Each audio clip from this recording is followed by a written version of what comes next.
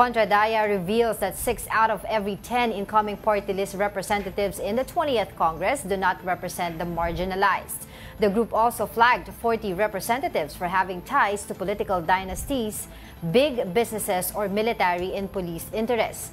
Now, to discuss this, we have Contradaya convener Professor Danilo Arao. Hi, Prof. Thanks for joining us again. Yes, good morning. Prof. Good morning. Contradayang umaga. Thank you, Angela and Diego, for having me here. Nice to see you both again. Yes, likewise po. So anyway, your statement po yesterday regarding these party lists, can you tell us more about it? We've flagged, as you correctly mentioned, 40 of the party list nominees because they are said to belong to certain party list groups that we flagged in the past. So 40 out of 63, that would be 63.49%, or roughly, as you correctly noted, 6 out of 10. This is symptomatic, Angela and Diego, of the problem with the party list system because it has been hijacked and bastardized by the rich and powerful.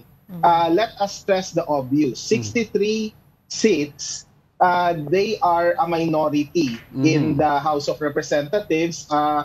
Under ordinary circumstances, we would expect the rich and powerful to just simply give way and provide those 63 seats to the rich and powerful because they are in the minority anyway.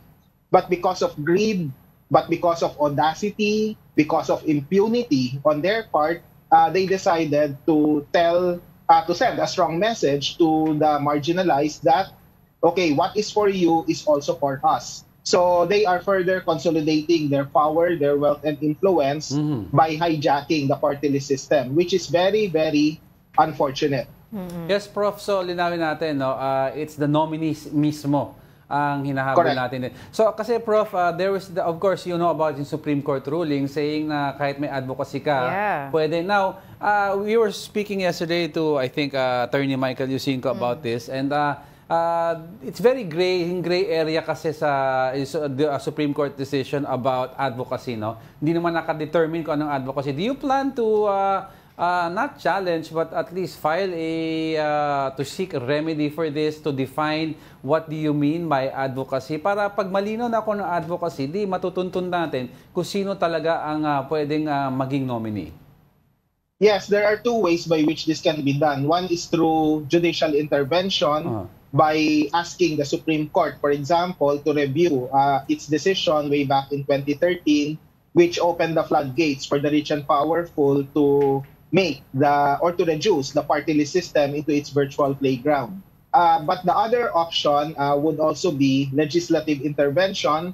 It has been done in the past where certain legislative measures have been filed seeking to reform the Party List System Act of 1995, but these have gathered dust in Congress, and without much public pressure, we can expect the same thing to happen in the 20th Congress. So, Angela and Diego, what we're trying to say here is that much as we would want to use legislative and judicial interventions, what would be decisive here would be stronger public pressure so that the rich and powerful, in the case of Congress, would be forced to do something that would go against their own interests. Because under ordinary circumstances, you cannot expect the rich and powerful to give up their virtual playground, which is the party list system. Tama ka dun, Prof. Kasi you look at the makeup of the party list, if you're going to seek legislative intervention, they make up majority of the party list. Siguro.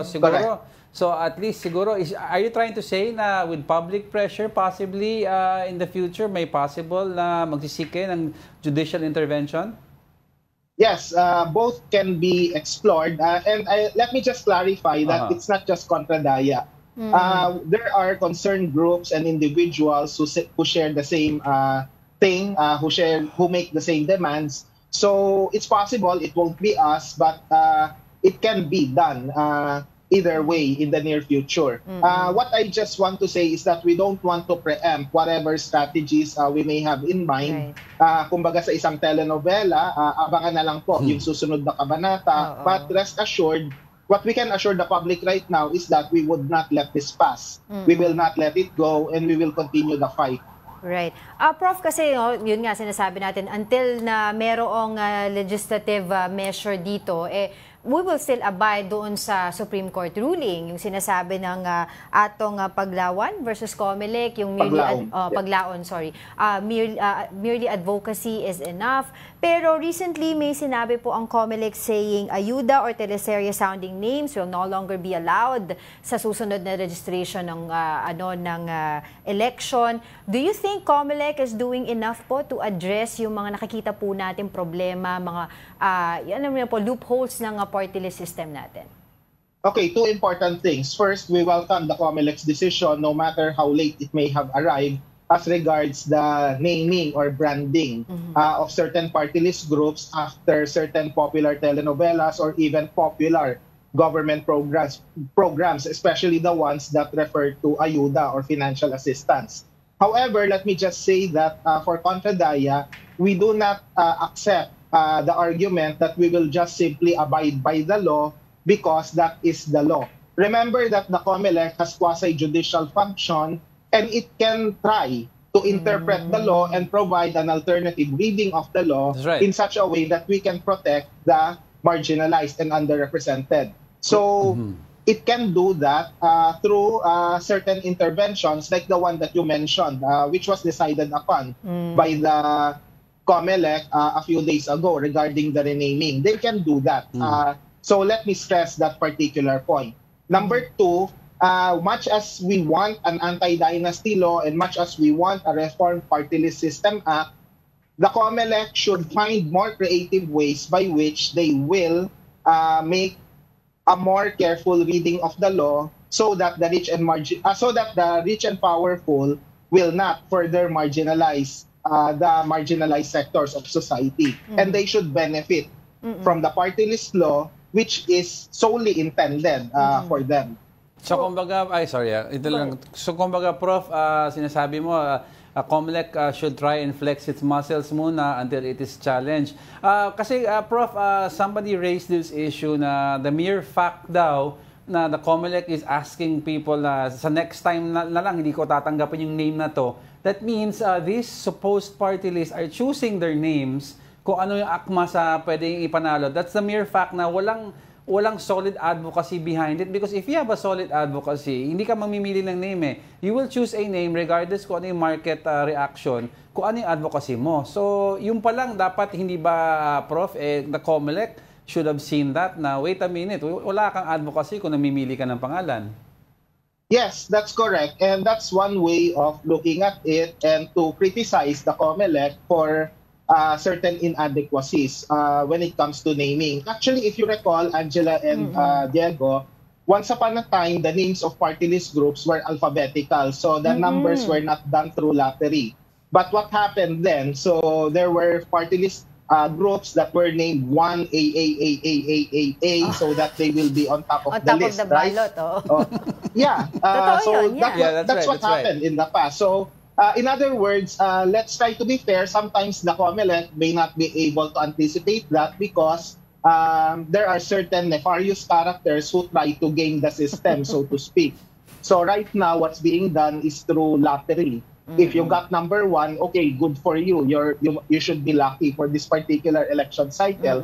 So, you know, those things would have to be clearly anticipated. And we have a situation through the years where there are so many party list groups, and majority of them, based on our flagging, are quite dubious in character, in the sense that they do not represent the sector that they claim to champion. So that's why there has to be a better way to filter the undesirables. Okay. Alam mo, Prof, ang dami pa namin gustong itanong sa'yo, but unfortunately, we don't have much time. But hopefully, we can still have you again on the show when you are free. For the meantime, maraming salamat po sa inyong oras, Contra Daya Convener, Professor Danilo Arao.